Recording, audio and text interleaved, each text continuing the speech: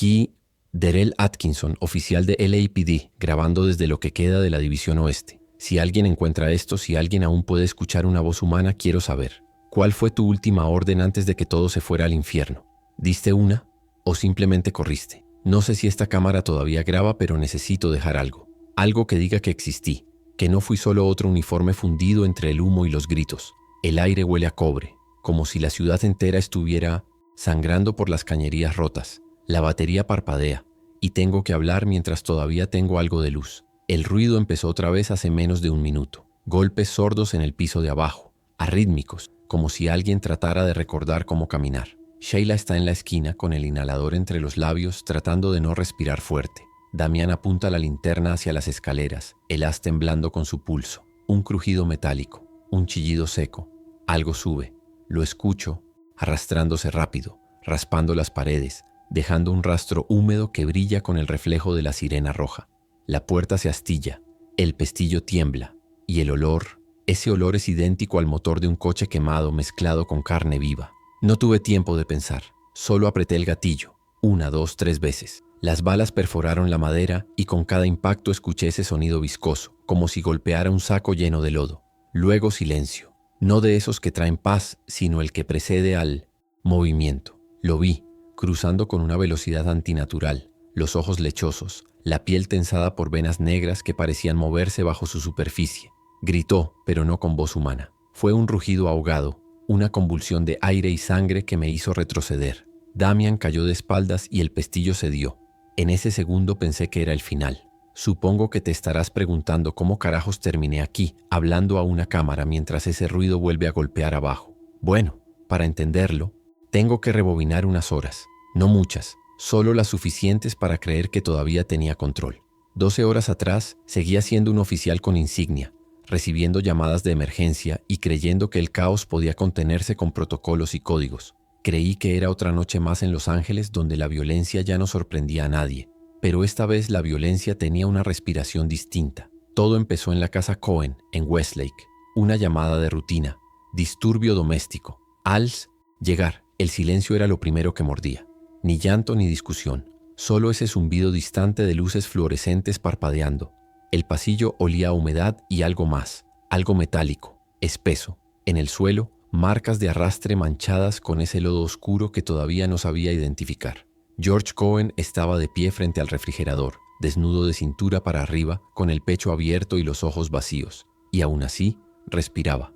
Cuando levantó la cabeza hacia mí y sonrió con la mandíbula colgando, supe que esa noche ya no pertenecía al mundo que conocía.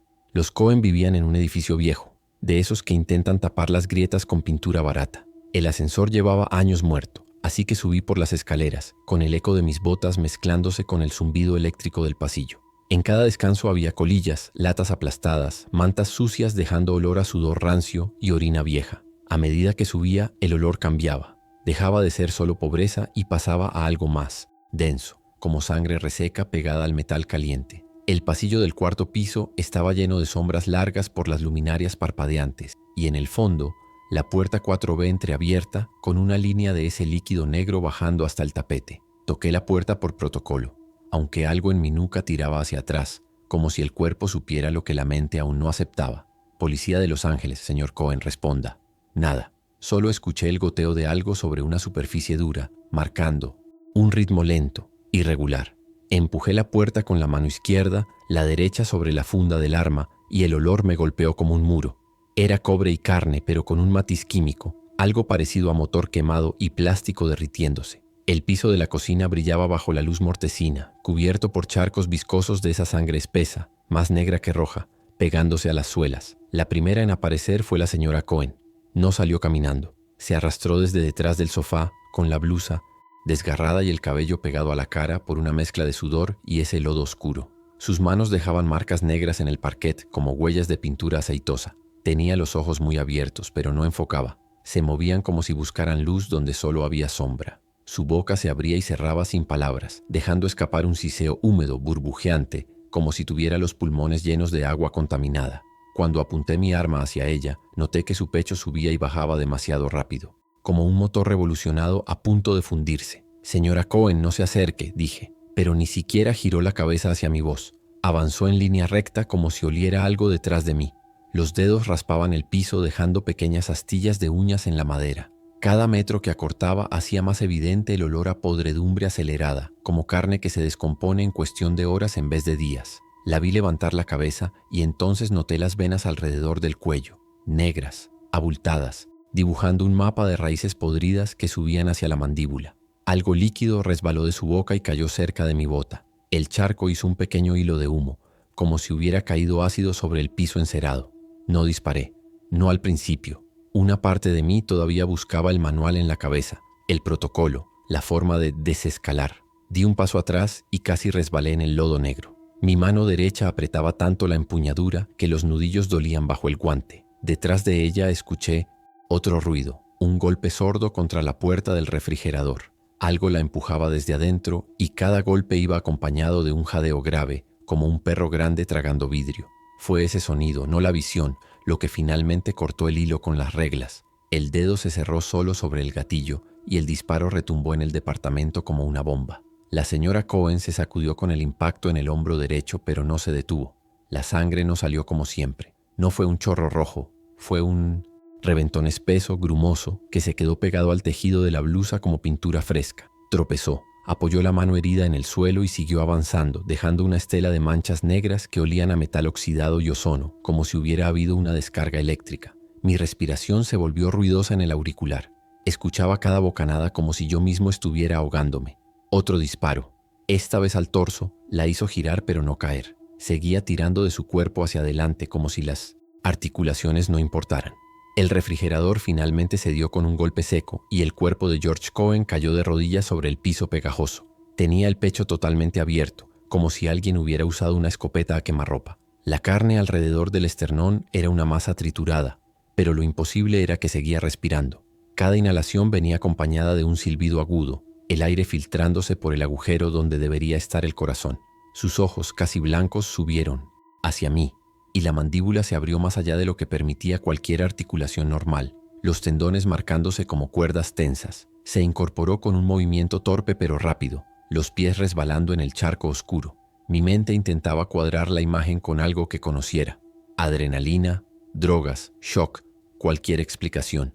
Nada encajaba con un hombre que se levantaba con el pecho convertido en carne molida y la camisa pegada por una mezcla de sangre y ese líquido negruzco que parecía aceite usado. George dio un paso, luego otro, cada pisada produciendo un sonido húmedo, una succión que hacía difícil distinguir dónde terminaba el piso y empezaba él.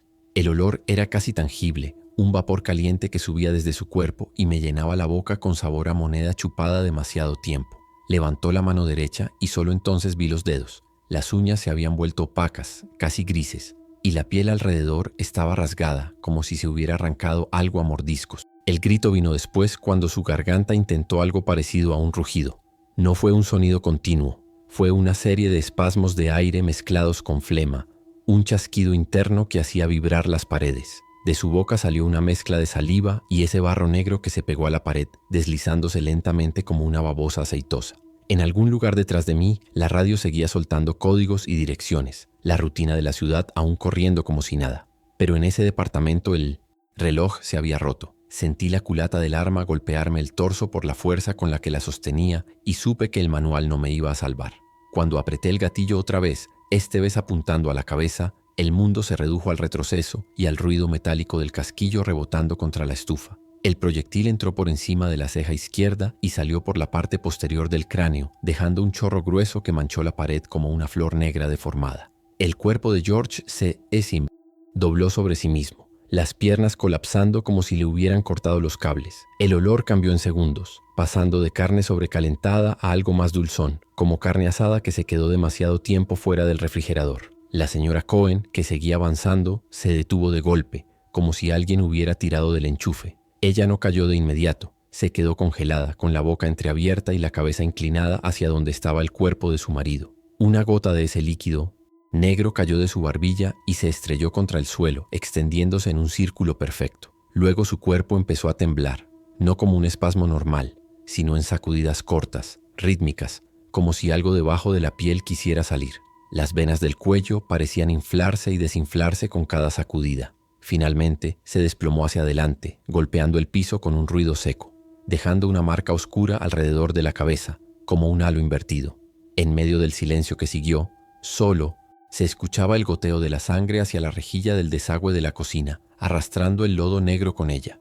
El sonido era hipnótico, cada gota cayendo con un retraso ligero, como si se resistiera a separarse de la superficie. Me di cuenta de que estaba conteniendo la respiración. El aire quemó al entrar, arrastrando aquel olor a ozono y hierro que parecía incrustarse en la garganta. El sudor me corría por la espalda bajo el chaleco antibalas, pegando la camiseta a la piel. Miré mi arma, todavía levantada, y las manchas oscuras en el cañón.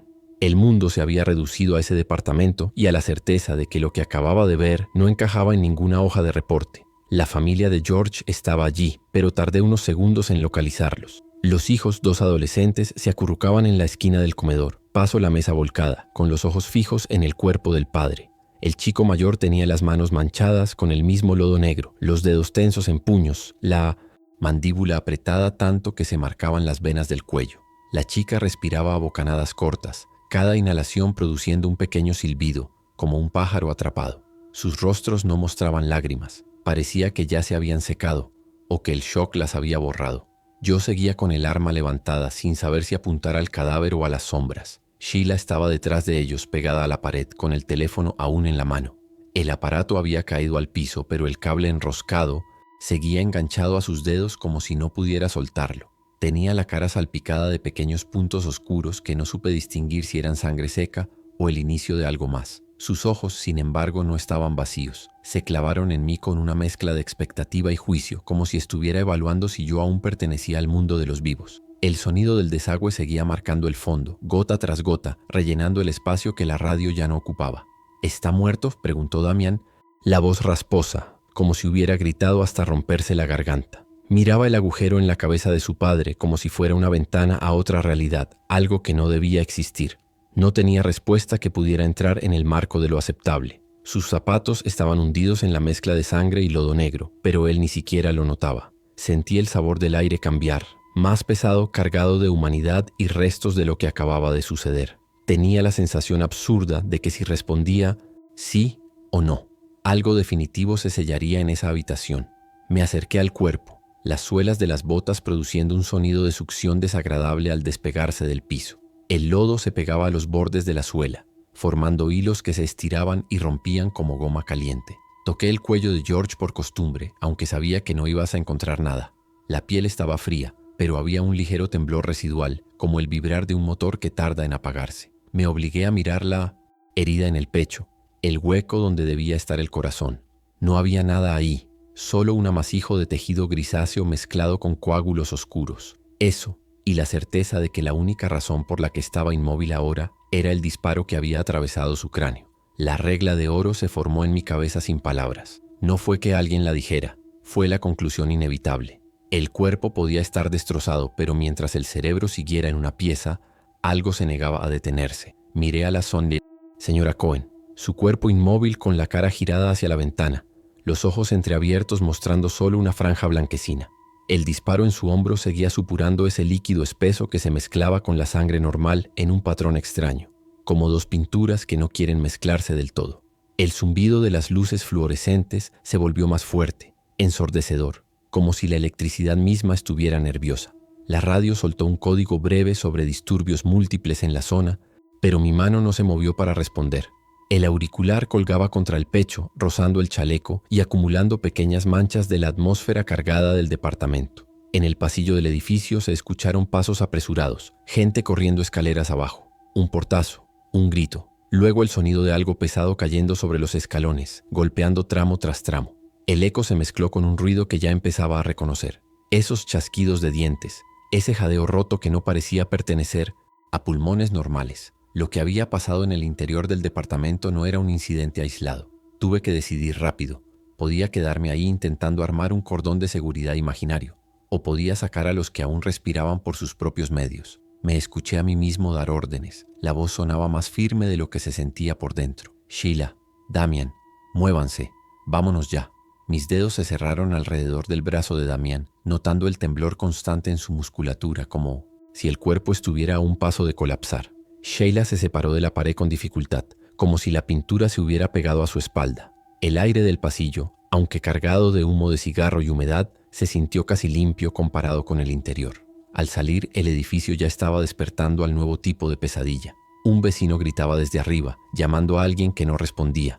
Desde un departamento cercano llegó el sonido de vidrio rompiéndose y un golpe contra la pared que hizo vibrar las tuberías. El olor a gas se mezclaba con el de comida quemada, como si todas las estufas se hubieran quedado encendidas demasiado tiempo. Bajamos las escaleras rápido, pero cada tramo se sentía más largo, como si el edificio hubiera crecido de repente. El eco de nuestros pasos se mezclaba con otros más ligeros, más erráticos, que no seguían ningún ritmo humano.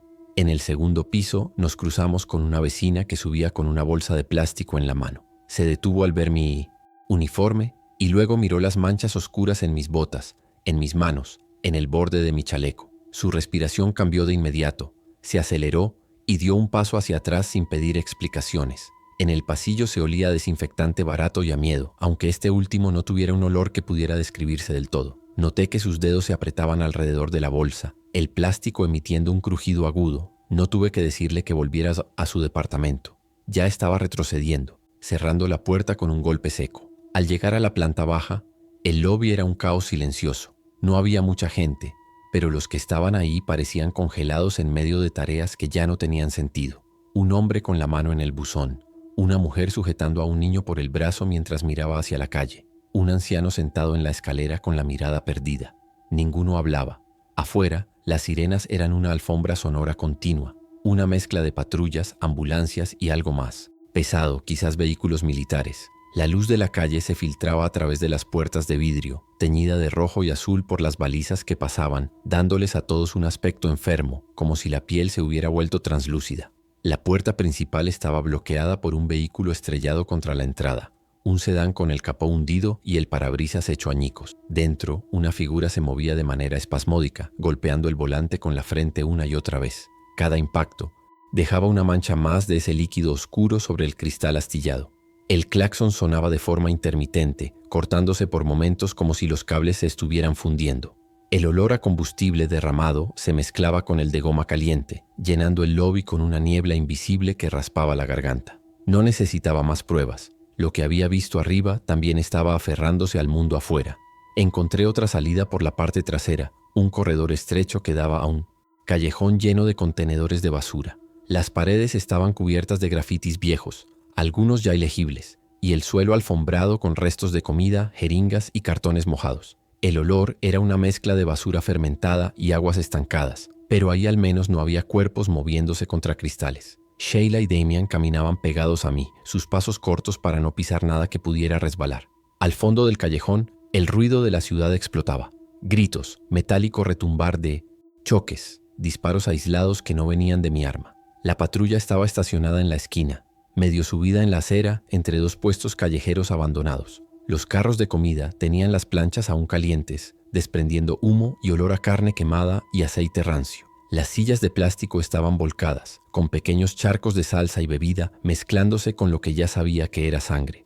La sirena de mi propio coche seguía encendida, girando en un patrón absurdo, marcando un falso orden en medio del caos. Las luces rojas y azules cortaban el aire, reflejándose en charcos y fachadas, como si la ciudad misma estuviera ardiendo en tonos policiales. Abrí la puerta trasera de la patrulla y prácticamente empujé a Sheila y Damian hacia adentro. El interior olía a plástico caliente, desinfectante y el rastro de cientos de detenidos que habían pasado por ahí. El contraste con el olor orgánico, denso del exterior era brutal, como si de pronto hubiera cruzado a un mundo artificial que ya no podía sostener la realidad. Las manos de Damián dejaban marcas en el respaldo al aferrarse, líneas de sudor y suciedad que brillaban bajo la luz que entraba por la ventanilla. Cerré la puerta y escuché el clic del seguro, como una nota demasiado pequeña frente al rugido de la ciudad. Antes de entrar al asiento del conductor, miré alrededor.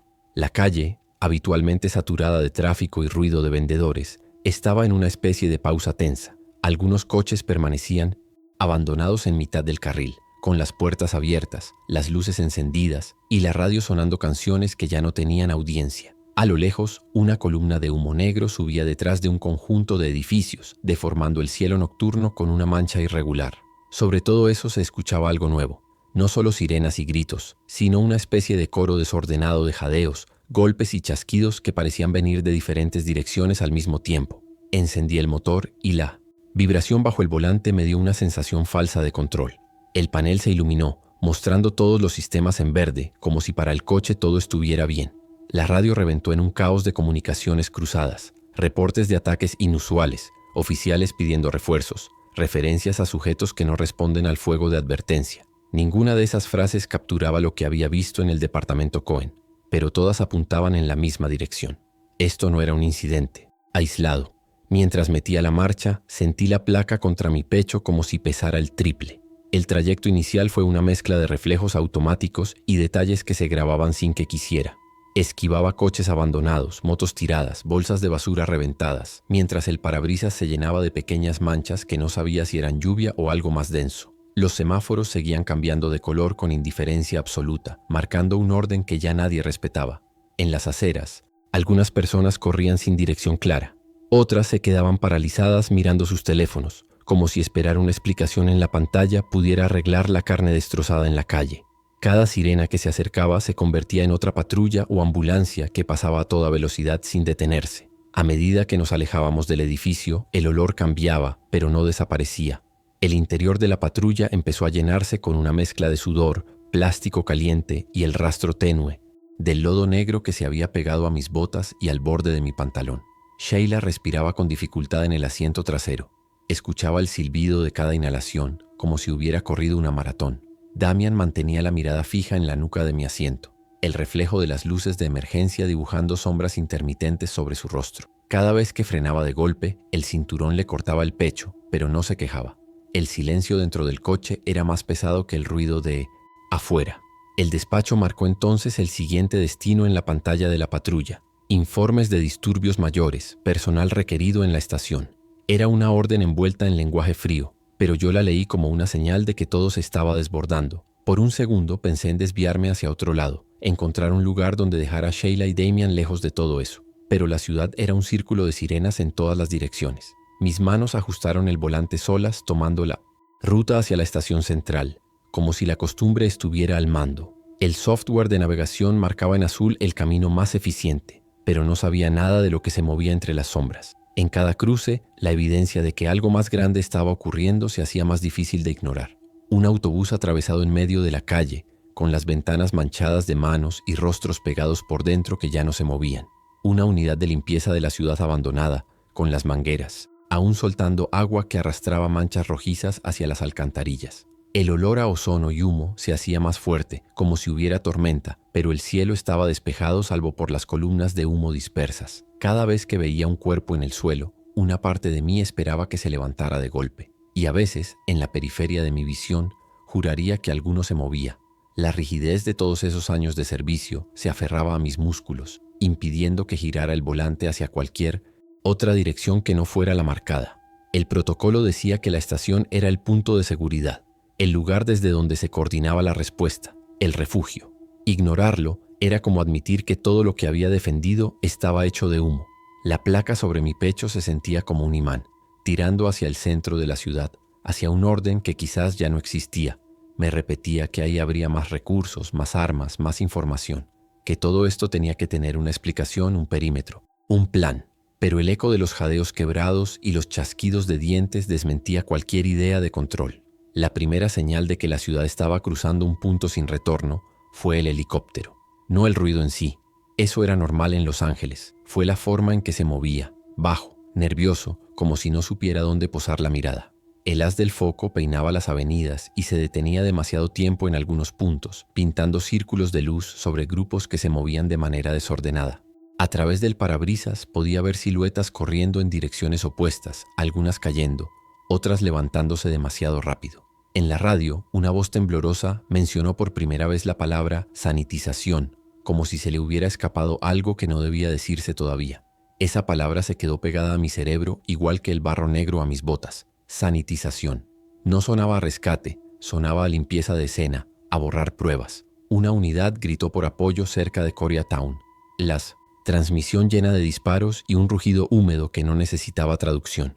No eran solo sujetos agresivos, algo en cómo respiraban, cómo golpeaban las patrullas, rompía cualquier comparación con una pelea callejera. Cada cruce que pasábamos tenía al menos un coche abandonado en ángulos imposibles, un semáforo colgando, un cristal recién reventado. La ciudad dejaba de ser cuadrícula y se convertía en un laberinto de obstáculos vivos y muertos. En un semáforo atascado, tuve que frenar en Minoetchsin, seco. Del lado izquierdo, un grupo de 3 hombres rodeaba a alguien tirado en el suelo. Por un segundo pensé que eran buenos samaritanos, que intentaban ayudar. Luego vi los bates, la forma en que buscaban los bolsillos, los tirones bruscos. Saqueadores. Tenían la mirada perdida en el botín, no en la persona. Quise bajar del coche, gritar, hacer valer la placa. Pero detrás de ese grupo, en la esquina, una figura se tambaleaba contra la pared, golpeando el ladrillo con la frente una y otra vez, dejando marcas oscuras que se deslizaban hacia la banqueta. El cuerpo todavía no caía, seguía probando sus límites. El dilema se sentía como un nudo en el estómago. La parte de mí que había repetido proteger y servir como un mantra quería detener el coche, apuntar el arma y poner rodilla en el suelo, como en todos los manuales. Ordenar alto, desarmar la situación, esposar, llevar a cabo el protocolo. Pero el tiempo se había acortado, como si cada segundo valiera una vida. Los saqueadores eran un problema de siempre. La figura contra la pared representaba otra cosa. Un tipo de amenaza que no entendía las advertencias ni los códigos de radio. Mis dedos tamborilearon un instante sobre el volante, la vena del cuello latiendo como si marcara una cuenta regresiva privada. Los saqueadores se dieron cuenta de la patrulla. Uno de ellos levantó la mano, no para pedir ayuda, sino para enseñarme la pistola que colgaba de su cinturón. No la apuntó, solo me miró, como midiendo si yo todavía creía, en horarios, en palabras como detención o reporte. Detrás de él, la figura contra la pared se giró de golpe, como si oliera algo. La cabeza ladeada, el pecho moviéndose en espasmos cortos, los dedos rasgando la pintura. La distancia no era grande, pero suficiente para saber que si bajaba del coche iba a quedarme atrapado entre problemas humanos y algo que ya se había salido de esa categoría. La sirena de otro vehículo sonó a lo lejos, acercándose sin detenerse por nada. Un ruido seco, como huesos rompiéndose, cortó la escena. La figura que estaba contra la pared no caminó hacia ellos, se lanzó. Un salto torpe pero brutal, directo a la espalda del saqueador más cercano. Los otros 2 tardaron un segundo en entender que no era un borracho más. El impacto los tiró al suelo y en ese revoltijo de brazos y piernas el sonido principal fue el de los dientes golpeando carne. No había amenaza, no había alto ahí, solo un chasquido continuo, profundo, como si alguien estuviera masticando, algo demasiado duro para ser comida. El grito del hombre se ahogó rápido, reemplazado por gorgoteos. Los otros 2 intentaron arrancar al atacante, pero cada contacto solo los acercaba más a su boca. Uno sacó el arma y disparó a quemarropa, pero el tiro entró en el costado, no en la cabeza. El cuerpo se sacudió, una lluvia de lodo oscuro salpicando el pavimento. No se detuvo. La bala pareció solo agitar más ese motor enfermo que llevaba dentro. El tercer hombre, el que me había mostrado la pistola, se giró hacia la patrulla, la cara cubierta de manchas que brillaban negras bajo las luces de la ciudad. Abrió la boca, quizá para pedirme ayuda, quizá para insultarme, pero lo único que salió fue un gemido agrietado. Vi en sus ojos el momento en que se dio cuenta de que la calle ya no era su territorio. Instinto contra adiestramiento. Apreté el acelerador. El coche respondió con un tirón brusco, esquivando la escena por la derecha, subiendo parte de las llantas a la banqueta. Escuché los golpes de algo contra la carrocería. No supe si manos humanas pidiendo auxilio o dedos enloquecidos buscando carne. No miré por el retrovisor. No quería ver quién terminaba de pie. El sabor en mi boca era una mezcla de café seco, sangre vieja y algo más frío. Una especie de vacío que dejaba la certeza de haber cruzado una línea invisible. Los manuales no hablaban de escoger entre saqueadores y criaturas que se levantan con el pecho perforado. Sheila rompió el silencio desde atrás. No, preguntó qué estaba pasando. Solo dijo mi nombre, una vez con la voz rota, como si necesitara confirmar que yo todavía existía dentro del uniforme. No supe qué contestar. El espejo retrovisor devolvía su rostro pálido, con los labios resecos y el inhalador apretado entre las manos. Damian miraba por la ventanilla, los ojos fijos en algo que pasaba tan rápido que solo quedaba como una sucesión de manchas, cuerpos en el pavimento, luces parpadeantes, trozos de lona arrancados de vallas publicitarias. La patrulla olía cada vez más a encierro, a plástico saturado por respiraciones aceleradas. Un grupo de personas se agolpaba frente a una farmacia cerrada, golpeando las cortinas metálicas con todo lo que encontraban. Piedras, sillas, incluso un poste arrancado. No buscaban medicamentos. Sus manos iban directas a la caja fuerte, a la registradora, a las cámaras de cigarrillos. En medio de ellos, un hombre trataba de cargar a una niña pequeña que se le escurría de los brazos. Las piernas flácidas, la cabeza colgando hacia atrás. La boca de la niña estaba manchada de algo oscuro y el padre miraba alrededor buscando a alguien, a cualquiera que le dijera qué hacer. Nadie lo miraba a él, solo a las cortinas, al metal que aún no cedía.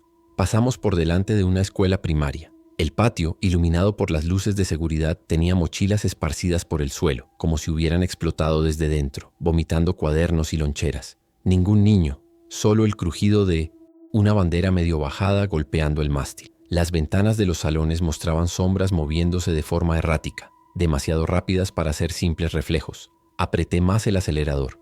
La sirena seguía en silencio. Prefería el anonimato de la oscuridad a llamar la atención de lo que fuera que estaba empezando a entender el sonido. Desde un callejón cercano, un rugido ahogado se mezcló con el ruido distante del tráfico detenido. El cielo, que solía ser una masa de neón y anuncios, ahora estaba recortado por columnas de humo y chispas de fuego en edificios que no deberían estar ardiendo al mismo tiempo. Cada nuevo resplandor anaranjado dibujaba sombras extrañas en las fachadas, elongando figuras humanas hasta volverlas irreconocibles. El olor a plástico quemado, goma, gasolina y carne se mezclaban en una nube que entraba por las ventilas del coche, sin importar cuánto subiera a las ventanas. No había filtro suficiente para separar todo eso de mis pulmones. Me pregunté cuánto tardaría ese mismo olor en pegarse a la tela de los asientos, a mi piel, a cualquier recuerdo del día. La estación central no estaba lejos en kilómetros, pero la distancia se había convertido en otra cosa. Cada cuadra tenía su propio pequeño infierno, un incendio, un choque múltiple, un grupo golpeando a alguien en el suelo, una figura solitaria caminando en zigzag, demasiado rápida para estar borracha. Las luces de los semáforos parpadeaban sin coherencia. Algunas calles ya estaban a oscuras, sumidas en un negro interrumpido solo por el flash de armas que disparaban desde ventanas. El navegador insistía en que siguiera por la ruta marcada, pero yo empezaba a desviarme por calles más estrechas, tratando de mantenernos lejos de las aglomeraciones que parecían cebos para algo peor. Cuando finalmente vi el edificio de la estación a lo lejos, una parte de mi cuerpo se aflojó sin permiso. La estructura estaba iluminada con todas las luces de emergencia encendidas, proyectores apuntando hacia la calle, vallas temporales montadas alrededor como si hubieran intentado improvisar un perímetro. Vehículos oficiales formaban una especie de muro delante, varios con las puertas abiertas y las luces aún parpadeando. A primera vista parecía un refugio, un punto firme en medio de la marea. La radio hablaba de punto seguro de reunión y coordinación centralizada. Era el discurso que conocía de memoria, pero al acercarme los detalles empezaron a romper esa ilusión. En la entrada, gente no estaba haciendo fila ordenada. Se empujaban, se aferraban a las rejas, algunos con niños en brazos, otros con maletas, otros solo con las manos vacías. Los gritos no eran solo de miedo, también de rabia, de frustración. Oficiales en la puerta intentaban contenerlos, pero sus rostros no eran los de siempre. Había ojeras profundas, cascos mal colocados, manos temblorosas en las culatas de las armas. Atrás, sobre las escaleras de acceso, vi a un grupo de paramédicos trabajando sobre un cuerpo inmóvil. Un charco oscuro se extendía por los escalones, goteando hacia la calle. Estacioné la patrulla como pude entre otros vehículos, el chasis rozando un cono tirado. Bajé del coche y el golpe del aire cargado me sacudió. Afuera, el sonido era un muro sólido. Radios, llantos, órdenes gritadas, algún disparo suelto que nadie parecía dispuesto a reconocer. Abrí la puerta trasera para sacar a Sheila y Damian.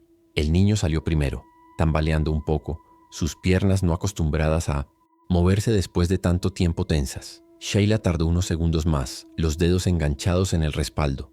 Cuando se incorporó, el inhalador le cayó al suelo, rodando hasta quedarse pegado en un pequeño charco que no quise examinar demasiado.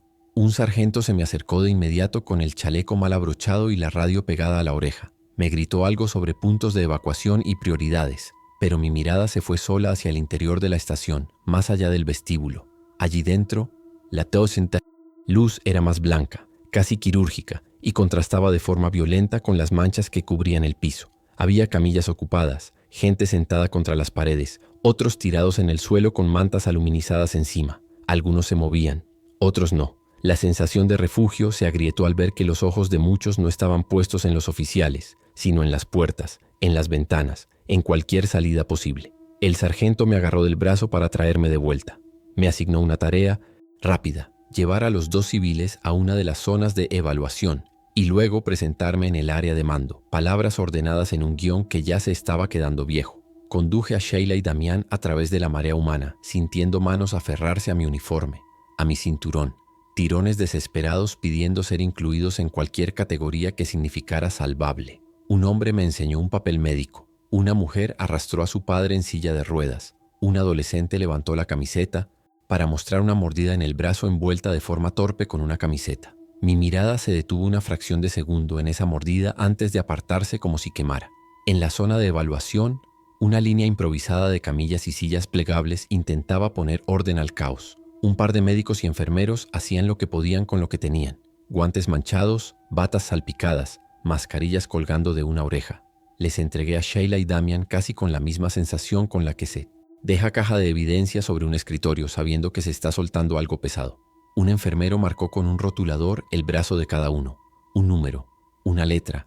No alcanzó a explicar el código. Sus manos se movían rápido y los ojos ya buscaban al siguiente caso incluso antes de terminar con ellos. Mientras me alejaba, escuché un grito distinto al resto. No era miedo, era rabia.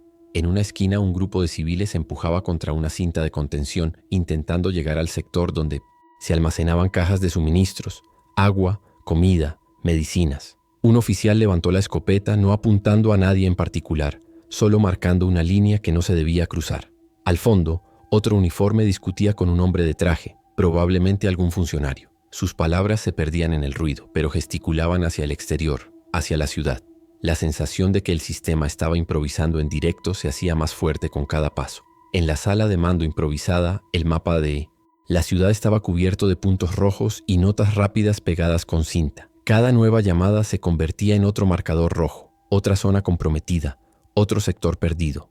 Un capitán intentaba mantener la voz firme mientras daba instrucciones, pero el sudor le corría por las sienes, empapando el cuello de la camisa. Hablaban de corredores seguros que ya no lo eran, de hospitales saturados, de unidades que dejaban de responder de golpe, no por interferencias, sino porque las voces simplemente desaparecían a mitad de frase. Empezaron a mencionar la palabra anillo, no como metáfora, como perímetro, como algo que se iba a cerrar.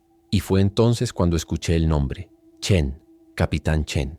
Alguien informó que la unidad que lideraba había perdido contacto cerca de un punto de contención fallido. Lo mencionaron sin dramatismo, como un dato más en la lista, pero en mi cabeza ese nombre tuvo peso propio. Chen era uno de esos tipos que parecían hechos de concreto, siempre, firme, siempre un paso adelante, de los que uno creía que nunca iban a caerse. Lo visualicé por un momento, dando órdenes con esa voz grave suya, sosteniendo la línea mientras el resto retrocedía.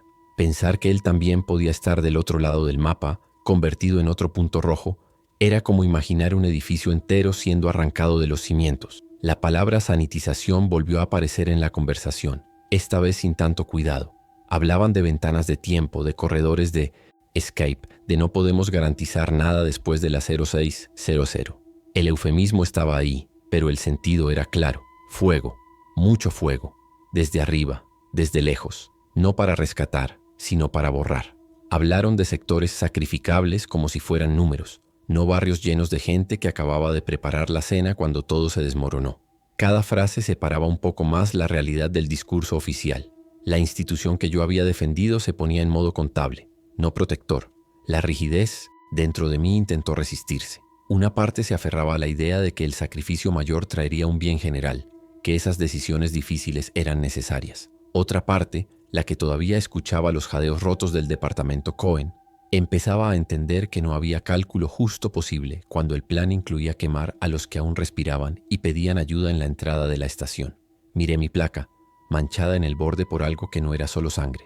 La levanté un poco, la sentí más pesada que nunca. Ya no simbolizaba protección para todos, sino un filtro. Quién entraba y quién se quedaba afuera a esperar el fuego. Salí de la sala de mando porque el aire se hizo demasiado denso. En el pasillo el sonido cambiaba. Menos radios, más cuerpos. Alguien vomitaba en un rincón. Otro lloraba en silencio, apoyado contra una máquina expendedora agotada.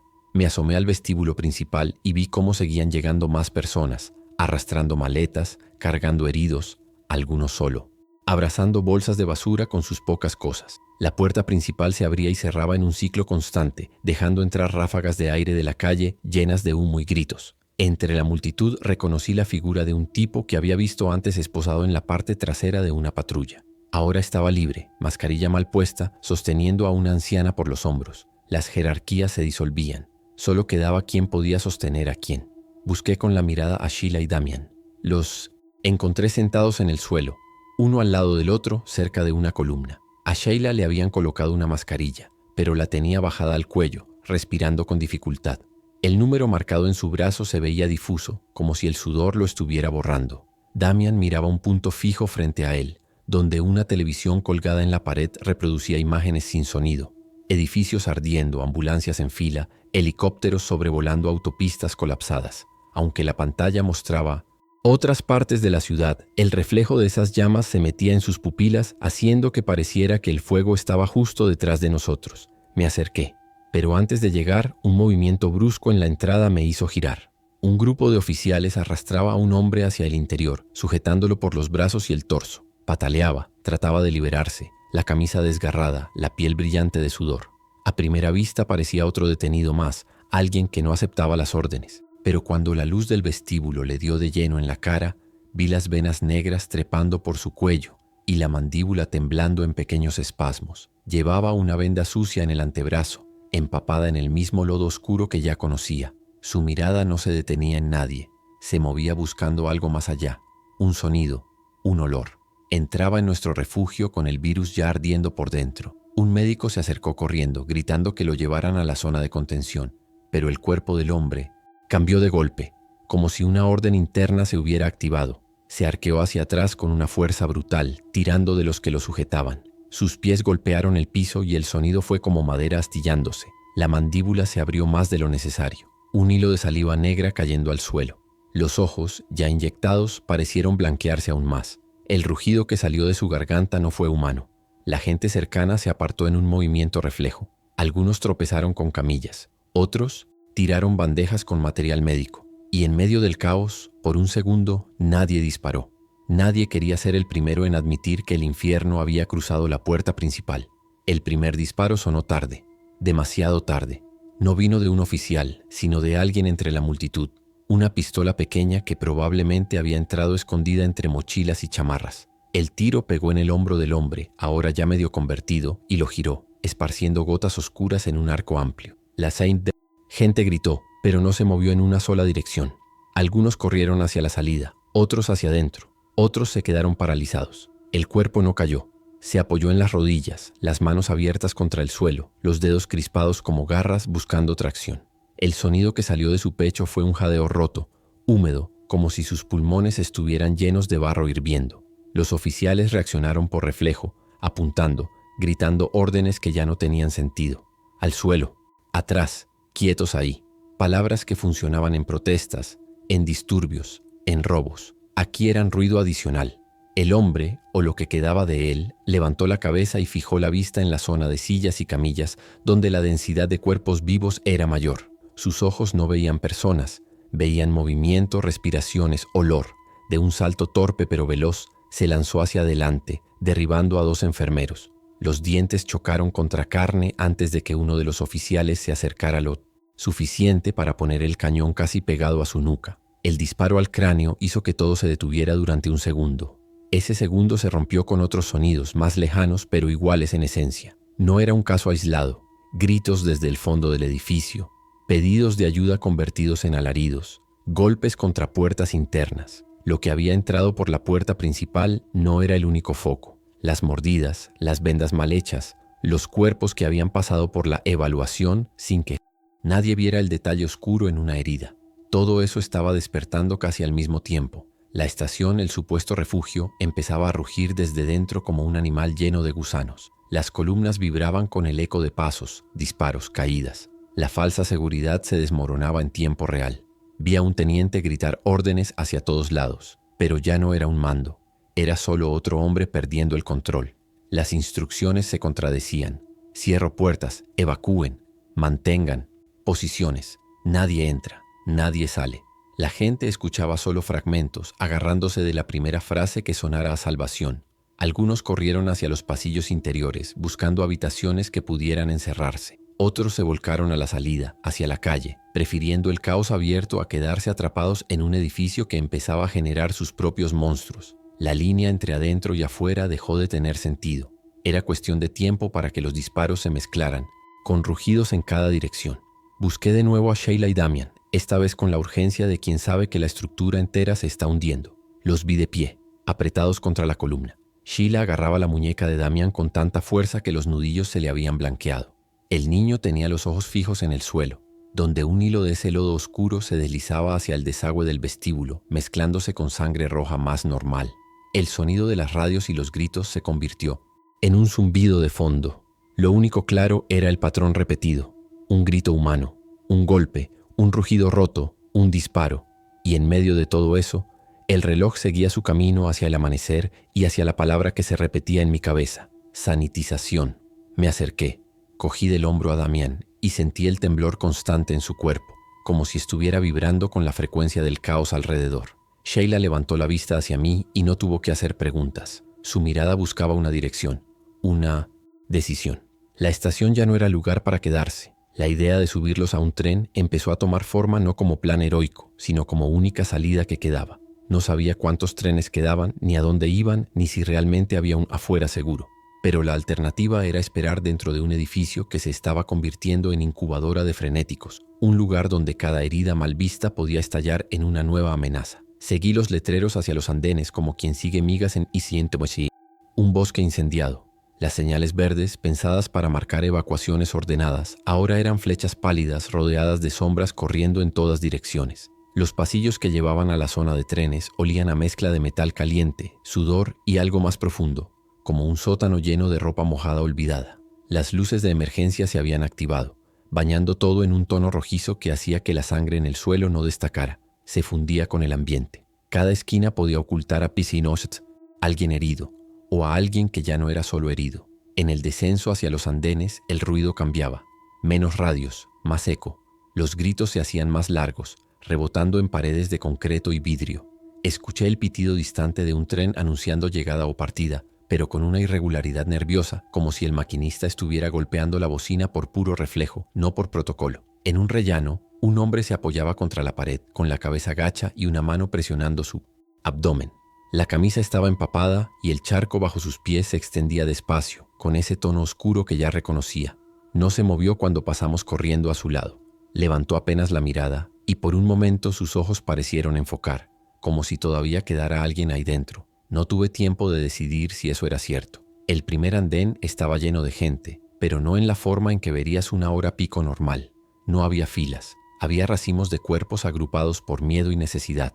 Algunos se protegían detrás de columnas, otros se apiñaban cerca de las vías, como si estar más cerca del borde les garantizara un asiento. El sonido del tren anunciándose venía desde el túnel, un rugido metálico mezclado con el retumbar de los sistemas eléctricos. Sobre todo eso se escuchaban voces por altavoces que intentaban mantener cierta ilusión de orden, anunciando horarios que ya no se cumplían, mencionando prioridades de evacuación con palabras burocráticas que se perdían en el eco. Entre la multitud empecé a ver más vendas improvisadas, brazos envueltos en camisetas, cuellos cubiertos con bufandas, manos escondidas dentro de bolsillos. Cada una de esas telas era una posible bomba a punto de activarse. Los ojos de la gente no se cruzaban mucho entre sí, se quedaban clavados en el túnel oscuro o en el suelo. A lo lejos se veía un grupo más organizado, gente con chalecos distintos, marcando una especie de punto de control antes del acceso al tren. Ahí estaba la frontera, real, los que subían y los que se quedaban. Mi placa quemaba contra el pecho, recordándome que técnicamente estaba del lado de los que decidían a quién se dejaba pasar. Técnicamente. Nos acercamos a ese punto de control y de inmediato sentí la tensión visual.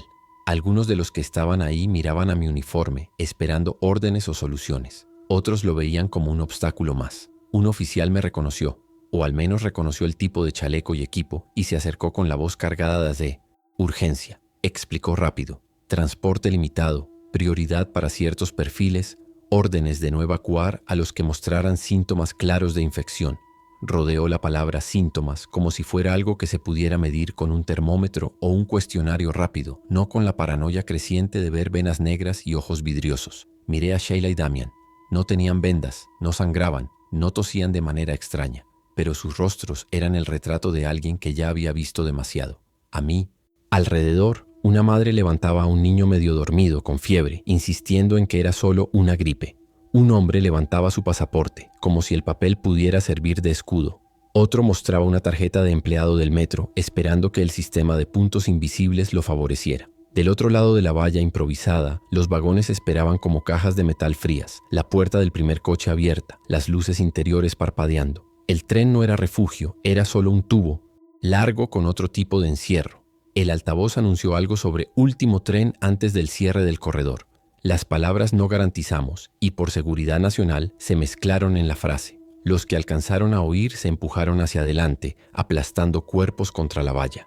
Los oficiales al frente levantaron los brazos para contenerlos, pero no dispararon. El pánico tenía más fuerza que cualquier línea lógica. En medio del empujón vi al adolescente de antes, el de la mordida envuelta en pennin tela.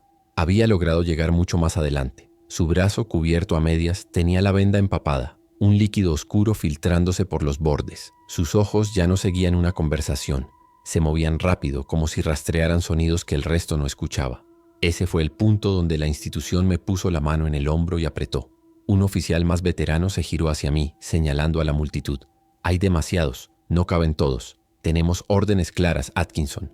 Necesitamos que mantengas a la gente atrás. Solo suben los que estén limpios y los de prioridad. Palabras frías en medio de un andén saturado de respiraciones y olor a miedo. Limpios, prioridad. En su mirada entendí lo que no decía. Los que ya estaban marcados por esa cosa, aunque siguieran hablando y gritando, estaban fuera de la lista. Eran peso muerto anticipado, carne para alimentar a la horda que aún no había llegado al túnel. Fue ahí donde la rigidez dejó de ser una palabra teórica. Todo mi cuerpo estaba entrenado para obedecer ese tipo de órdenes, para creer que el filtro era necesario, que no se podía salvar a todos. Y sin embargo veía las caras, no categorías, no números, rostros. Una mujer con las manos ensangrentadas que no sabía si la sangre era suya o de otro. Un anciano agarrado al bastón como si fuera lo único firme en el planeta. El adolescente con la mordida, todavía consciente, todavía humano en apariencia, aunque algo dentro de él estuviera ya reorganizándose. Si hacía lo que me pedían. Mi trabajo era elegir quién se exponía al fuego desde afuera y quién al infierno desde adentro del tren. El rugido del tren, acercándose por el túnel, cortó cualquier intento de reflexión larga. El sonido del metal sobre metal, el aire empujado hacia adelante antes de la llegada, el pitido insistente. La multitud respondió con un empujón colectivo, arrastrando incluso a los que no querían avanzar. El oficial veterano empezó a gritar que formaran filas, que habría otro tren, pero su voz se perdió entre los ruidos. Supe, en un rincón de la mente, que mentía con esa promesa de otro tren. No había garantías, solo frases diseñadas para evitar estampidas. Mis manos quedaron atrapadas entre cuerpos, empujando y siendo empujadas mientras trataba de mantener a Sheila y Damián pegados a mí. Entonces el sonido cambió. No el tren, sino algo más profundo, más orgánico. Desde el túnel opuesto, el que no se estaba usando para la evacuación, llegó un coro de jadeos rotos y golpes contra las paredes. El eco hacía difícil contar cuántos eran, pero no era uno solo. Las luces del túnel temblaron un segundo, y en esa vibración se vio a lo lejos movimiento rápido, desordenado, pegado al suelo y a las paredes. Los frenéticos llegaban a la estación no solo por las entradas principales, sino por las entrañas de la ciudad. La sensación de estar atrapado en una garganta enorme se hizo evidente. Por un lado, un tren de salida. Por el otro, una jauría que no se cansaba. Un grito se elevó desde el extremo del andén cuando el primero de ellos apareció en la zona iluminada. Piel grisácea, venas negras marcando el cuello y los brazos, la boca abierta en un ángulo incorrecto. No caminaba, se lanzaba, usando manos y pies por igual, agarrándose de bancos, barandales, incluso de otros cuerpos para impulsarse. Cada vez que caía sobre alguien, los dientes eran lo primero en hundirse. No había advertencia, no había vacilación. Detrás de él venían más, llenando el espacio con un ruido húmedo, un desorden de pulmones que sonaban al borde del colapso pero nunca terminaban de caerse. La estación con su eco natural amplificaba cada chasquido de dientes como si los tuvieras justo detrás del oído. Los oficiales abrieron fuego. El sonido de los disparos rebotó contra las paredes, mezclándose con los gritos y el rugido del tren que se acercaba. Algunas balas dieron en el blanco correcto, destrozando cráneos y deteniendo cuerpos en seco. Otras solo desgarraron extremidades y torsos, provocando chorros de ese lodo oscuro que resbalaba por el piso, volviéndolo una trampa resbaladiza. Algunos frenéticos se caían, se volvían a levantar, resbalaban sobre la mezcla, arrastrando consigo a más víctimas. Cada vez que uno caía con el cerebro intacto, el cuerpo seguía intentando avanzar, arañando el concreto, buscando carne. La línea entre vivos, muertos y en proceso se borraba en una masa de extremidades y ruido. El tren hizo su entrada al andén como un monstruo de acero ignorante, del infierno que se desataba delante. Los frenos chillaron, las chispas saltaron de las ruedas, la bocina sonó de forma aguda, desesperada. Las puertas aún no se abrían y ya había gente golpeándolas con las manos, los puños, lo que tuvieran.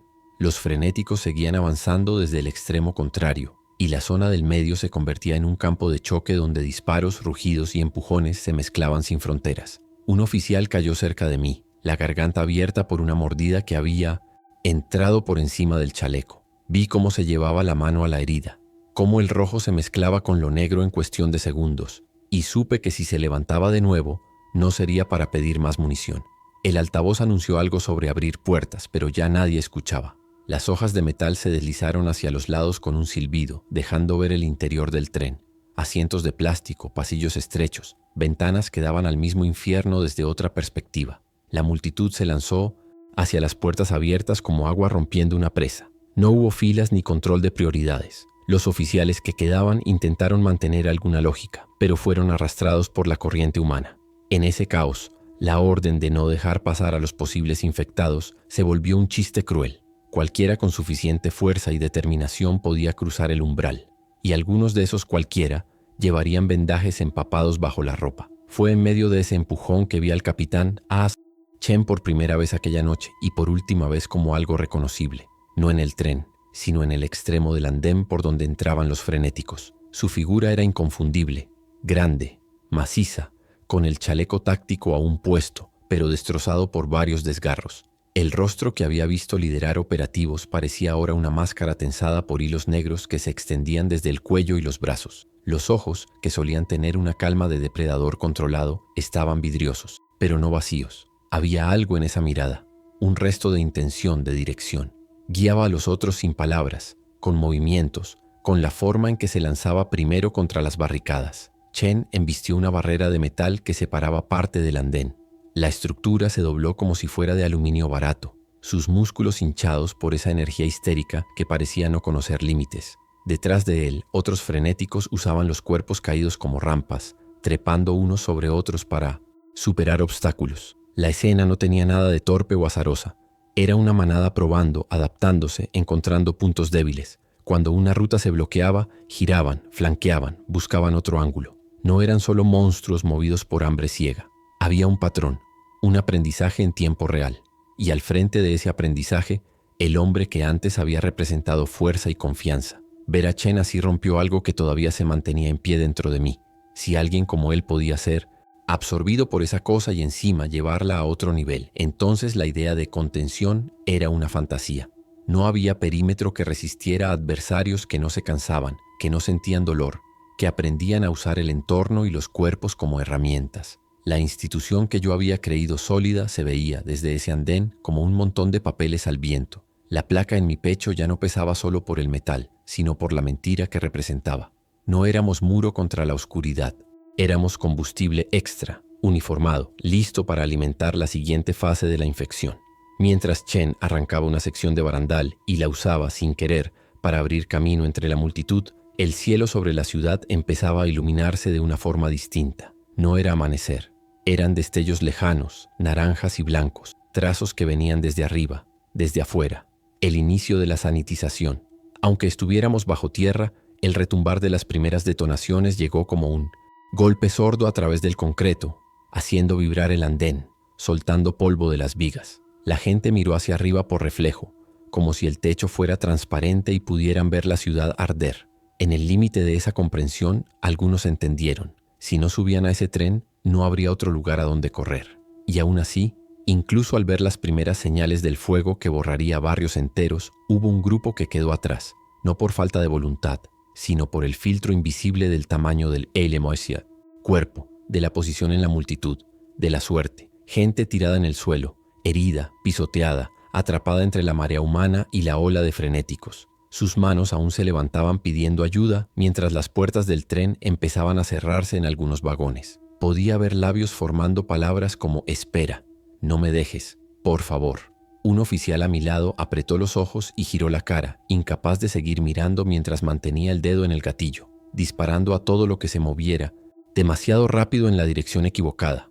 Yo tenía a Sheila delante, una mano en su hombro, y a Damián pegado a mi costado, con los dedos enterrados en mi chaleco. La puerta del vagón al que apuntábamos empezaba a deslizarse. Podía sentir los tirones de otros que intentaban colarse detrás, agarrándose a mi cinturón, a mi arma, a cualquier parte. Había gente que conocía, aunque no recordaba sus nombres en ese instante. Compañeros de otras guardias, caras vistas detrás de mostradores de comercios en rondas nocturnas. Un tipo que había arrestado una vez por estar borracho en la calle. Toda esa gente empujando hacia el mismo rectángulo de metal y vidrio. Y en algún punto de ese mar de manos, voces suplicando: «Ayúdame, oficial». Sabía que si me giraba, si dejaba que ese reflejo de proteger y servir tomara control, iba a quedarme fuera, con ellos. No porque fueran enemigos, sino porque no había espacio ni tiempo. El tren no era refugio asegurado, pero era vector de posibilidad. La ciudad, en cambio, ya estaba firmada en el registro como terreno perdido. A borrar. El precio de subir significaba cerrar la puerta en la cara de gente que aún respiraba. Significaba convertir el lema que había repetido 10 años en algo hueco. En ese segundo, la decisión dejó de ser teórica. Busqué los ojos de Sheila. No me pidió nada en voz alta, pero su postura, el temblor de sus manos, la forma en que mantenía a Damián pegado contra sí, eran la petición completa. Cuando el borde de la puerta rozó mi brazo, tiré hacia adentro. Empujé a Sheila primero, a Damián detrás de ella. Sentí uñas clavarse en mi muñeca desde fuera, una mano intentando usar mi cuerpo como ancla para no ser arrastrada por la marea que quedaría afuera. No miré a quién pertenecían esos dedos. El tren lanzó otro pitido, más desesperado, la señal de que no podía esperar más. Un oficial dentro del vagón tiraba desde el otro lado intentando ayudarme a entrar. Por un momento quedé atrapado entre dos fuerzas, la que me jalaba hacia adentro y la que se aferraba desde fuera. El ruido de un rugido muy cerca de mi oído decidió el resto. Solté. La mano que me sujetaba se escurrió, las uñas rasgando la piel de mi muñeca por debajo del guante. Caí dentro del vagón con un golpe seco, la rodilla chocando contra el piso, el hombro contra la barra metálica. La puerta se cerró de golpe detrás de mí, atrapando por un instante una manga, un trozo de tela que terminó desgarrándose. Del otro lado del cristal, la cara de un hombre quedó pegada a la ventana, la boca abierta, los ojos en pánico. No supe si era un civil pues o un compañero. Lo vi ser arrastrado hacia atrás por la ola de frenéticos que entraba desde el extremo del andén. Su grito se cortó cuando uno de ellos le cayó encima, la boca directo al cuello. El vidrio no dejaba pasar el sonido, pero mi cabeza lo rellenó igual. El tren empezó a moverse lento al principio, como si le costara despegarse del peso de todo lo que dejaba atrás. El andén se alejaba por la ventana, transformándose en una mezcla de luces rojas, cuerpos en movimiento y manchas oscuras que se volvían borrones. Alcancé a ver, a lo lejos, la figura masiva de Chen saltando sobre la barricada que aún quedaba, usándola como plataforma para impulsarse hacia un grupo de personas que intentaban llegar a un vagón posterior. El brillo de las explosiones lejanas comenzaba a colarse incluso en aquella profundidad, un temblor en las paredes, un polvo fino cayendo del techo. La falsa esperanza de la estación como refugio quedaba atrás, devorada en cuestión de minutos, demostrando que ningún punto fijo resistiría lo que estaba en camino. Dentro del vagón, el silencio no llegó, solo cambió de forma. Los gritos del andén fueron reemplazados por respiraciones agitadas, sollozos contenidos, murmullos rotos. La luz fría del interior revelaba rostros sudorosos, ojos rojos, manos que no sabían dónde apoyarse. Sheila se dejó caer en un asiento con el pecho subiendo y bajando a un ritmo irregular. Damián se acurrucó a su lado, las manos aún aferradas a la tela de su chamarra. Yo me quedé de pie, sujetándome de una barra, sintiendo como el tren ganaba velocidad mientras nos metía más adentro del túnel, lejos del infierno visible. Pero no pude engañarme mucho. El infierno también se había subido con nosotros. Aunque todavía no se hubiera manifestado, iba sentado en forma de vendas manchadas, toses húmedas y miradas febriles que evitaban cruzarse. Las primeras sacudidas fuertes del tren coincidieron con vibraciones más profundas, casi como si el suelo entero estuviera quejándose. La sanitización había empezado de verdad. Aunque no veíamos las explosiones, las sentíamos como un tambor grave recorriendo la estructura del metro. Ondas que se colaban por las vías, por las paredes, por nuestros huesos. Cada temblor hacía que las luces parpadearan un segundo, recordándonos que estábamos encerrados en un tubo de metal, dependientes de cables y sistemas que podían fallar en cualquier momento. La ciudad sobre nosotros se estaba convirtiendo en una masa de fuego y humo, y nosotros huíamos en línea recta, con la esperanza frágil de que el túnel siguiera siendo sólido hasta el final. Esa esperanza, sin embargo, llevaba fecha de caducidad desde el momento en que cerré los ojos ante ciertas vendas, ciertos gestos, ciertos sudores fríos. La institución me había enseñado a clasificar amenazas, a poner etiquetas como controlable, neutralizada, letal, inmediata. Lo que se sentaba ahora en el vagón no encajaba en ninguna de esas etiquetas. Era un virus con piernas, con recuerdos, con rutinas humanas todavía en marcha, gente que se acomodaba el abrigo, que abrazaba a sus hijos, que se frotaba las sienes por el dolor de cabeza, sin saber si el calor en su piel era fiebre por miedo o el inicio de algo irreversible. La falsa esperanza no era solo la estación, era creer que las puertas del tren eran una frontera real. El tren siguió avanzando, ganando velocidad mientras nos alejábamos de la estación que se convertía en un punto más en el mapa de cenizas. Las luces del vagón se estabilizaron en un blanco enfermo, demasiado limpio para la suciedad que llevaba encima la gente. Nadie hablaba en voz alta. Los sonidos eran otros, toses que se repetían, respiraciones que se cortaban a mitad de camino, el roce constante de ropa contra metal. Algunos se habían sentado, otros se aferraban a las barras como si el contacto físico con algo fijo pudiera impedir que el resto se desmoronara. El olor a sudor y pánico saturaba el aire, envuelto por un fondo metálico del propio tren. Sheila se había quedado casi inmóvil, con la mirada perdida en el reflejo borroso de la ventana. Sus manos aún temblaban, aunque intentara esconderlo apretándolas entre las rodillas. Damian apoyó la cabeza en su hombro, los ojos entrecerrados, no por sueño, sino por agotamiento apilado. Me moví por el pasillo del vagón, más por inercia que por decisión. Cada paso me mostraba detalles que no quería ver. Un vendaje mal ajustado en una pierna, una venda en el brazo que supuestamente era solo un rasguño. Una mujer que limpiaba con servilletas un hilo oscuro que se escapaba de la comisura de su boca mientras miraba hacia otro lado. Nadie quería ser el primero en señalar lo evidente. En la mitad del vagón, un tipo corpulento ocupaba 2 asientos. Respiraba con dificultad, el pecho subiendo y bajando como si estuviera corriendo aunque estuviera quieto. Tenía la frente perlada de sudor, las venas del cuello marcadas con un tono más oscuro de lo habitual. A su lado una niña lo miraba con preocupación, sosteniendo su mano. Él le sonrió, o intentó hacerlo, pero el gesto se quebró en un rictus extraño. Al pasar, sus ojos se cruzaron con los míos. Había algo en esa mirada que reconocí del departamento Cohen, una mezcla de presencia humana y algo más que venía empujando desde el fondo. No estaba perdido del todo, pero tampoco estaba a salvo. Era una moneda girando en el aire sin decidir en qué lado caer. El altavoz del tren soltó un mensaje distorsionado sobre el destino, sobre protocolos a seguir al llegar, sobre cooperación con las autoridades. Palabras vacías flotando sobre un vagón que ya no creía en discursos. El sistema decía que estábamos siendo evacuados hacia una zona segura, lejos del radio de la sanitización. Pero el silencio tenso de los pasajeros contaba otra historia. Sabían, aunque nadie lo dijera, que la seguridad no dependía de kilómetros, sino de lo que llevábamos dentro. Algunos se aferraban a esa voz mecánica como a un rezo. Otros ni siquiera levantaban la vista. Habían visto suficientes mentiras envueltas en uniformes esa noche. Me agarré a una barra, sintiendo cómo el tren vibraba más al tomar una curva. En mi cabeza las imágenes se superponían. George levantándose con el pecho destrozado, Chen usando cuerpos como rampas, el andén convirtiéndose en un matadero bajo tierra, las explosiones arriba, borrando calles enteras. Y ahora esto, un cilindro de metal con decenas de cuerpos apretados, algunos sanos, otros quizá no tanto, todos respirando el mismo aire reciclado. No era una victoria. Era un reacomodo del escenario. Habíamos salido del círculo de fuego para meternos en uno de cristal. La diferencia era que aquí el enemigo no golpeaba desde afuera. Se estaba gestando en silencio, sentado a nuestro lado. Miré mi placa. Estaba manchada, arañada, colgando torcida del chaleco. Durante años había sido un ancla, algo que daba sentido a los turnos, a las noches largas, a las discusiones sobre hacer lo correcto. Ahora se sentía como un pedazo de metal inútil colgando sobre un pecho que no sabía qué era lo correcto, cuando la única forma de salvar a 2 personas había sido abandonar a muchas otras. Podía seguir recitando interiormente los códigos de conducta, pero el eco se perdía contra la imagen de esas manos aferrándose a mi muñeca mientras la puerta del tren se cerraba. Proteger y servir se había reducido a elegir a quién abandonar primero.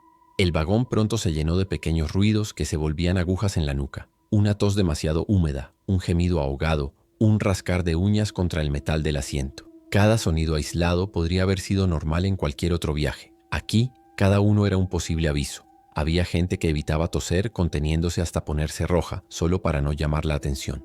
Otros se tapaban instintivamente la boca al estornudar, aunque ya daba igual. El miedo había cambiado de forma. Ya no era solo miedo a los frenéticos corriendo por las calles, era miedo a la persona que tenías a 20 centímetros, a su calor, a su aliento, a lo que ocultaba bajo la ropa. Pasé de nuevo junto al tipo corpulento y su hija. La respiración de él había empeorado. Ahora cada inhalación producía un ligero sonido burbujeante, como si hubiera líquido donde solo debería haber aire. Sus dedos se crispaban sobre la rodilla, marcando el ritmo de algo que se aceleraba por dentro. La niña le habló en voz baja, preguntándole si estaba bien. Él asintió con un movimiento demasiado lento. Los ojos se le habían enrojecido más, y las venas de las sienes parecían dibujar líneas más oscuras bajo la piel.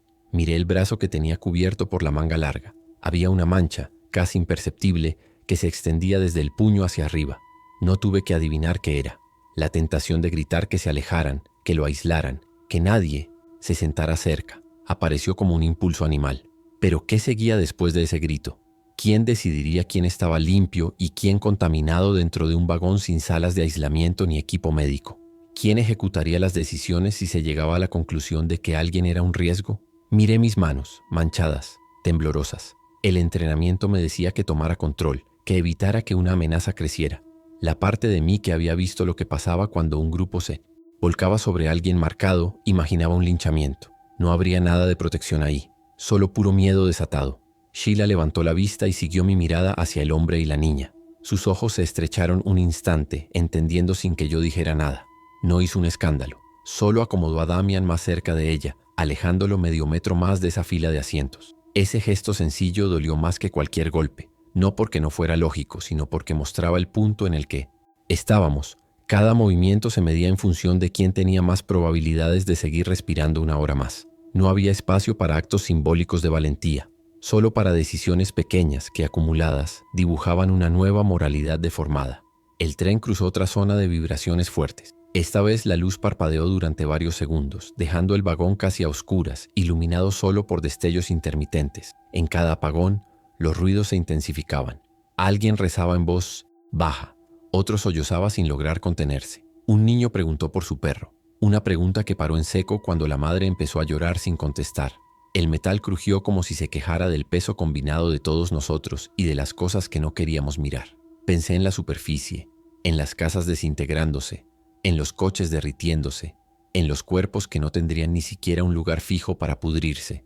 Las luces volvieron del todo, y con ellas la ilusión de que el tren seguía siendo un lugar bajo control. Pero esa ilusión duró poco. En el extremo opuesto del vagón, alguien empezó a convulsionar. Primero fueron pequeños movimientos, un temblor en la mano, la cabeza cayendo hacia adelante. Los de alrededor tardaron unos segundos en notar que era algo más que un desmayo. Luego el cuerpo se arqueó hacia atrás con una fuerza antinatural, golpeando el respaldar del asiento, los ojos en blanco. Un hilo de saliva oscura se escapó de la comisura de su boca.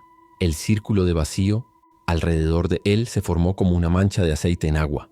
Rápido, inevitable. Nadie quería estar cerca cuando terminaran las convulsiones y empezara lo que venía después. No hubo oficiales de guardia en el vagón, solo gente común, algunos con cicatrices de la noche, otros con miradas vacías. Me sentí, casi por defecto, empujado al centro de esa tensión nerviosa. Algunos me miraron como si la placa pudiera resolver aquello, como si tuviera una solución escondida en el cinturón entre las esposas y la pistola. Me acerqué lo suficiente para ver la cara del hombre. Tenía las venas del cuello marcadas de negro, la piel alrededor de los ojos tensa, los labios cuarteados. Cada sacudida de su cuerpo parecía expulsar pequeñas burbujas de ese líquido espeso mezclándose con baba. El recuerdo de George levantándose en la cocina se superpuso con fuerza. No necesitaba ver mucho más para anticipar el siguiente paso. Alguien detrás de mí susurró que lo ayudáramos, que lo lleváramos a otro vagón, que llamáramos a un médico. Otra voz más dura dijo lo contrario, que no lo tocáramos, que lo dejáramos ahí, que cerráramos la puerta entre vagones y empezaba a atacar. El vagón entero se convirtió en un jurado improvisado, sin tiempo para deliberar. El arma en mi cinturón pesaba como una confesión. Sabía que si no hacía nada, el hombre se levantaría distinto y el vagón se convertiría en una estación Cohen alargada. Sabía también lo que implicaba disparar en ese espacio cerrado con tanta gente, con tanto metal que podía desviar una bala. Y sabía por último lo que significaba mirar a los ojos a alguien que todavía estaba ahí y decidir que era mejor matarlo antes de que dejara de ser él.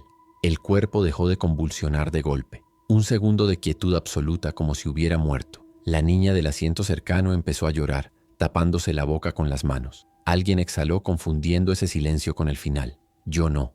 Había visto ese reposo antes. La siguiente respiración fue un jadeo profundo, rasposo como el primer golpe de aire en un motor recién encendido.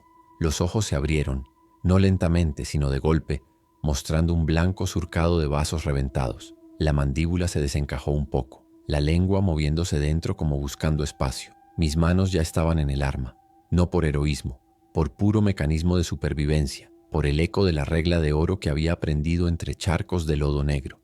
No esperé a que se pusiera de pie del todo. El vagón entero se había retraído hacia las esquinas, dejando un espacio vacío alrededor de él como si fuera un agujero en la realidad. Apreté el gatillo.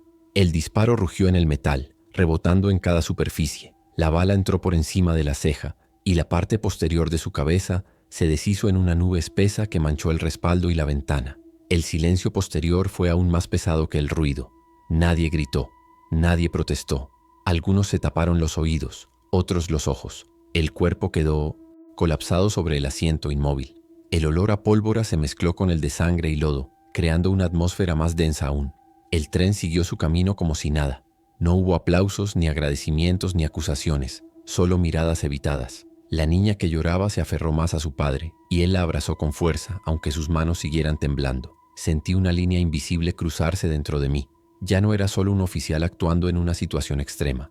Era alguien que había empezado a matar preventivamente en espacios cerrados, apostando a que eso salvaría a otros. No sabría decir cuántos segundos pasaron con todos conteniendo la respiración. Solo sé que, cuando el aire volvió a entrar en los pulmones del vagón, no lo hizo con alivio. Lo hizo cargado de un nuevo tipo de miedo, más silencioso, más pegajoso. El resto del trayecto transcurrió en un estado raro, suspensión tensa. Nadie preguntó a dónde íbamos exactamente. Nadie quiso saber qué quedaba afuera. El mundo entero se redujo a ese vagón, a los asientos manchados, a las manos que apretaban bolsos o crucifijos o nada. Sheila me miró en algún momento, pero no dijo una sola palabra sobre lo que había hecho. Sus ojos estaban vidriosos, no por lágrimas, sino por una especie de resignación pesada. Damian evitó cruzar mi mirada. Estaba demasiado ocupado mirando sus propios zapatos, como si estuviera comprobando que seguían ahí, que seguía teniendo un cuerpo, que no se había desvanecido en el caos. Cuando por fin el tren empezó a desacelerar. El cambio se sintió primero en la vibración del piso y luego en los rostros. Una mezcla confusa de esperanza y pánico llenó el aire. Si nos deteníamos, significaba que habíamos llegado a algún sitio, pero también significaba salir al exterior, a un mundo que no sabíamos en qué se había convertido mientras huíamos por debajo. El altavoz anunció la llegada, hablando de zona designada y coordinación con fuerzas restantes. Las palabras seguridad y controlado aparecieron varias veces, demasiado insistentes para ser sinceras. Nadie se movió hasta que las puertas se abrieron con un silbido. No voy a vestir lo que vino después de alivio. No lo fue. Las puertas se abrieron, sí, pero no a un paisaje limpio y ordenado. Lo primero que se vio fue humo. No el humo denso de la ciudad ardiendo, sino una neblina más ligera, extendida, que olía a químicos y a tierra quemada. La estación de destino no estaba en ruinas, pero tampoco era un refugio luminoso. Luces de emergencia, cintas amarillas, vehículos alineados, gente moviéndose con prisa y desorden. El cielo, visible a través de aberturas, tenía un tono extraño, una mezcla de naranja y gris. A lo lejos, hacia donde debía estar Los Ángeles, se alzaban columnas de humo más densas, como árboles negros creciendo al revés. La gente empezó a bajar, algunos corriendo, otros con pasos indecisos. Nadie celebraba. Los que estaban del lado de recepción tenían mascarillas, trajes ligeros de protección, guantes. Nos miraban como se mira a una caja que podría contener algo valioso o una bomba. Había puntos de control improvisados, más mesas, más rotuladores, más listas. Al lado de las mesas, camillas vacías esperando llenarse. Más allá, camiones con la parte trasera abierta, listos para llevar grupos a otro lugar que también se llamaría provisional. El círculo de movimiento no terminaba, solo se trasladaba. La ciudad detrás de nosotros seguía ardiendo, aunque ya no la viéramos directamente. Antes de bajar, me quedé un segundo más dentro del vagón, mirando a través del cristal. La gente se movía en todas direcciones, pero el ruido era distinto del que habíamos dejado. Menos rugidos, más órdenes, menos disparos, más motores. Pero eso no significaba que el peligro hubiera quedado atrás. En el propio vagón, Los restos del hombre al que le disparé, la mancha en la ventana, el gesto congelado de los que habían visto todo, me lo recordaban. Lo que habíamos traído con nosotros no se quedaría en este tren. Se esparciría por las filas de recepción, por los camiones, por los albergues temporales. El virus no respetaba perímetros ni zonas designadas. Solo necesitaba tiempo y cuerpos. Cuando por fin puse un pie en el andén nuevo, el suelo vibró con otra detonación lejana. El aire estaba más frío pero no fresco. Tenía ese regusto amargo de lo que ha sido quemado en grandes cantidades. Plástico, caucho, madera, carne. Sheila bajó detrás de mí, sosteniendo a Damian por el hombro. Los tres nos quedamos juntos, aunque el flujo de gente intentaba separarnos, empujándonos hacia distintas filas. Un trabajador de protección civil me miró la placa, luego la sangre seca, luego los ojos. Me preguntó algo sobre de dónde veníamos, cuántos trenes más quedaban, cuántos infectados había a bordo. No tuve una cifra, solo imágenes, y las imágenes no llenan formularios. Nos asignaron a un corredor junto con otros, guiándonos hacia una zona que llamaban temporal. Esa palabra empezó a sonar como una broma privada, repetida en cada paso. Refugio temporal, alojamiento temporal, solución temporal. Como si la permanencia hubiera desaparecido del mundo junto con la ciudad. Mientras caminábamos, el cielo se volvió a iluminar a lo lejos con otro destello, más grande, más cercano. El retardo entre el flash y el ruido fue menor. Eso significaba que el círculo de fuego se estaba ampliando. No solo estaban borrando los ángeles, estaban asegurándose de que nada, ni nadie, saliera caminando de allí. Y aquí es donde termina por ahora este testimonio, no porque haya terminado el horror, sino porque la cinta, la batería, lo que sea que mantenga esto encendido, no va a durar para siempre. El tren se detuvo, sí. Bajamos. Seguimos respirando por ahora. Pero cuando miro alrededor y veo vendas mal puestas, toses contenidas, ojos que evitan cruzarse, entiendo que lo que ardió allá atrás no se quedó allá atrás. Lo trajimos con nosotros, bajo la piel, en la sangre, en la forma en que ya no confiamos en quien se sienta a nuestro lado. Si alguien encuentra esta grabación, si alguna vez se preguntó cómo se ve el momento exacto en el que la fe en la placa, en la institución, en el proteger y servir, se rompe, es este. Mírame bien, no soy un héroe, no salvé a la ciudad. Apenas conseguí que 2 personas subieran a un tren a cambio de dejar muchas más detrás de una puerta que se cerraba. Caminamos ahora por un mundo donde la horda aprende y se adapta, y donde los que deberían protegerte están calculando radios de explosión.